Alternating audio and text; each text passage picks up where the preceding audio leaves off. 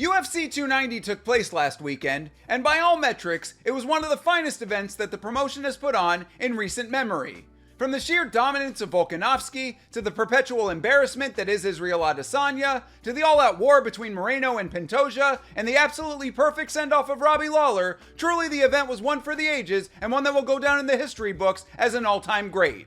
But we're not here to talk about UFC 290, we're here to talk about its bland, worthless polar opposite. It's episode 7 of The Ultimate Fighter, season 31.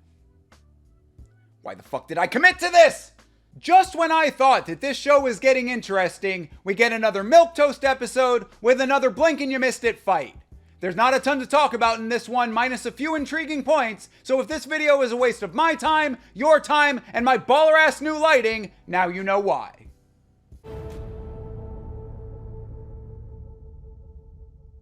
The episode begins with a couple of the prospects hanging out in the hot tub, recounting last week's shoving incident between the coaches. If South Park has taught us anything, absolutely nothing weird or unusual is going on here.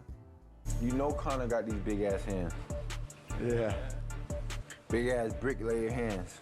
It's funny that you mentioned that, Roosevelt, because Michael Chandler would beg to differ.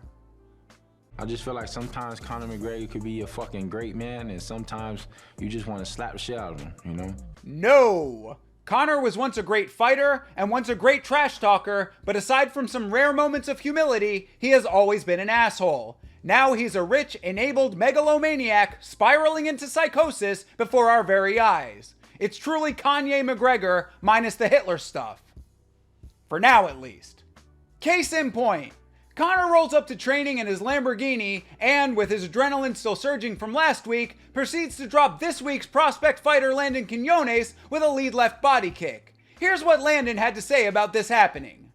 When that happened, I feel like I learned more in that round than a lot of rounds in my career, and I feel like I'm going to take that with me, and it's going to make me so much better. The way I'm going to train is going to be completely different. Literal, thank you sir, may I have another, and meaning it.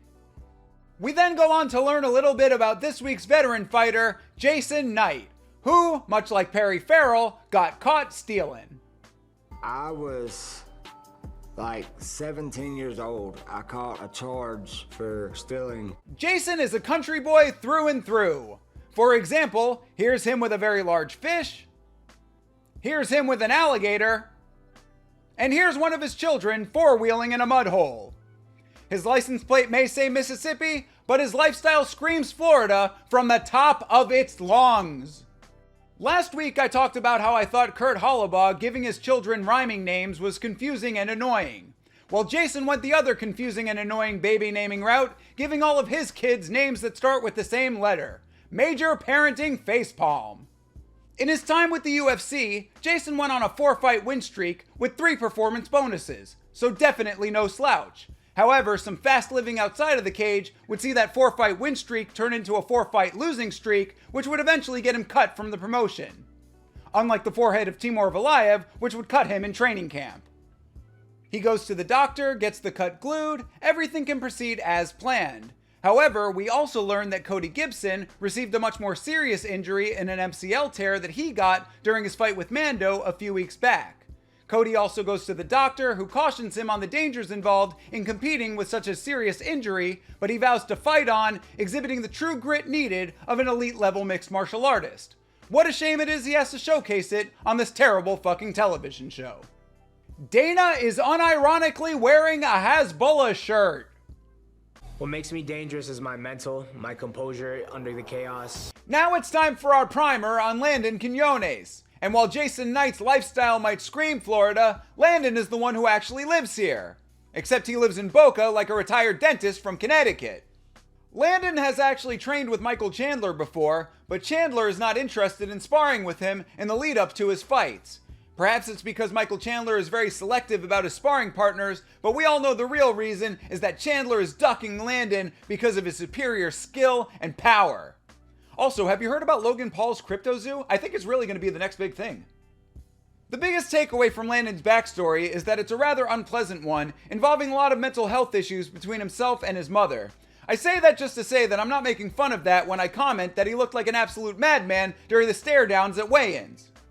Either that or the golden retriever from the Super Mario Bros. Movie, but he definitely looked like one of the two. Also, even after the shoving incident from last week, Connor doesn't show up to weigh-ins again.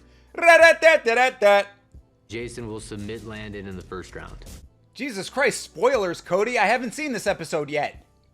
Once again, it's fight time, and once again, there's not a lot to say. Jason lands a couple of early shots, which put Landon on notice. Landon lands a takedown of his own, which was actually pretty decent, but Jason is very comfortable off of his back, sinks in the triangle. Good night, nurse.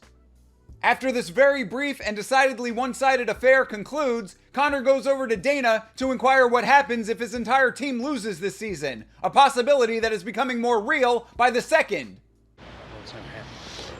We see if anybody wants to go over to the other team. Oh, buddy. Gary DeFranco, which one of us is the comedian here? So that just about wraps up episode 7 and puts a little bit of bait on the hook for episode 8. Will Team Chandler get the clean sweep? God, I hope so, but really, who gives a shit? If you like these highlight videos, make sure to subscribe to the channel, and I'll see you in the next one, where I'd still rather be talking about UFC 290, but won't be because my life is a series of bad decisions.